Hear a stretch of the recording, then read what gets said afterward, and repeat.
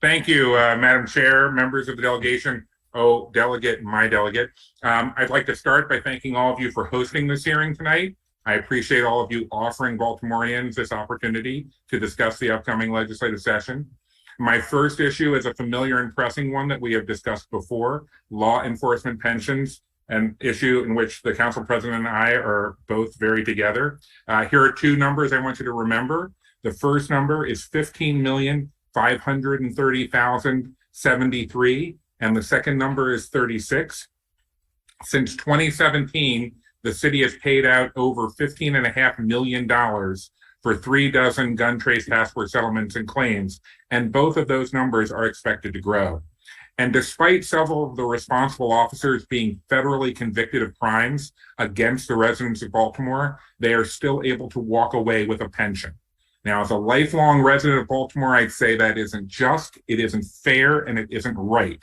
As the city's comptroller, I'll also note it's not particularly good for the city financially. This session, I will be again supporting efforts to require that law enforcement officers forfeit their pension benefits if they commit serious crimes or are convicted or plead guilty to offenses related to lying under oath or fabricating false evidence. It is grossly unfair that taxpayers should be financially liable for the willful misconduct of these former officers who have broken faith with the public that they had sworn to protect and serve. I cannot say this enough. If the city is stuck with paying for someone's crimes, the city should have the ability to go after them and recoup our damages, specifically their pensions. And to be clear, while most of the attention has been focused on police officers, this attitude should be consistent for all public employees. Elected officials already lose their pensions upon conviction of a felony in office. This should be true for all of those who breach the public trust. The second issue I want to urge you to act on this year is something that affects most of the city's residents: tenant protections. Last year, the Assembly took up legislation that would prohibit a landlord from summarily evicting tenants unless the landlord has a valid rental license issued by the appropriate jurisdiction. Senate Bill 563 passed both houses with robust debate and reasonable amendments, only to be vetoed by the outgoing governor. I am confident that our incoming governor will be far more eager to support this much needed simple change. And I urge the members of the delegation to engage on this issue as early in the new session as possible.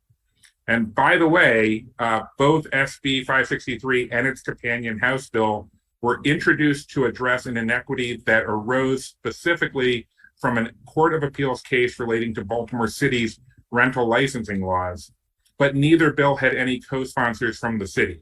So I respectfully ask that when these bills are introduced again this year, as many of you as possible sign on as co-sponsors and join the fight to protect the renters. And while we're on the topic, I think we're all looking forward to a more cooperative and collaborative legislative session with Wes Moore as our new governor and Brooke Learman as our new comptroller. While both are historic firsts in their offices, they are also a welcome return to a time when Baltimore City's legislators had true partners in the executive branch of state government. Hear, hear. And finally, I just want to thank you all again and wish you luck as you head down to Annapolis for the coming session. For the rookies, welcome to the party, pal. Thank you. And for the rest of my state colleagues, thank you all for coming back. The residents of Baltimore are looking forward to big things from you this session.